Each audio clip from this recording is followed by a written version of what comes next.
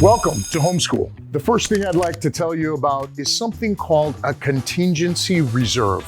Commonly, 10 to 15% of the renovation costs get added into your loan. This technically is not a fee, but a lump sum of money that's available to you if you have any unforeseen expense during renovation. Moving on, there's a number of different fees and costs associated with buying a home, and renovation is no different. But it's easiest if we separate them into 4 categories. We'll call these categories renovation fees, mortgage company fees, third-party fees, and prepaid costs. Let's start with renovation fees. These are fees that are specific to renovation loans, and they will often depend on a few things like loan type, what lender you're using, things like that. First up is what's called a HUD Consultant Fee. When required, a HUD consultant is used to oversee the project and coordinate between the borrower, contractor, and lender.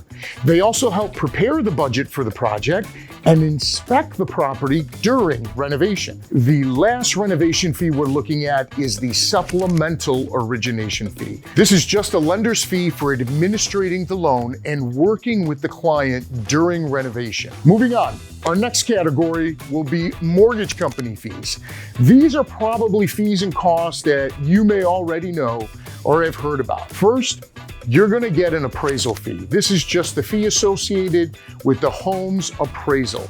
Technically, this could also be a third-party expense, but since the mortgage company orders it, we'll just lump it in here. A credit report fee is pretty much what it sounds like, a fee for running your credit report. Again, technically this is another third-party cost, but the lender charges it and orders it. So here it sits. There are underwriting and processing costs the lender charges for these services. They're pretty straightforward. Depending on the lender that you choose, you may also see a loan application fee or an origination fee, which can sometimes be in the form of points. These can vary quite a bit, and some lenders don't even have them. Next up, we have third-party fees.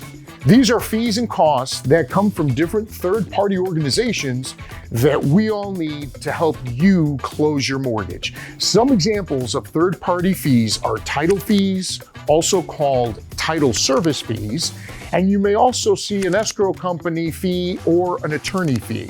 These are essentially just the kind of closing fee, depending on your state's regulations. Either an escrow company or an attorney will handle the closing of your loan. You may also have a home inspection fee, which are paid to an independent home inspector to assess the home. So, we've talked about mortgage company fees and third-party fees. The last one is prepaid costs.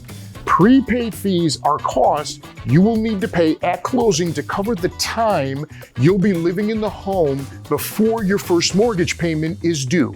The fees that fall under prepaid category are prorated property taxes, prorated homeowners insurance, prepaid interest.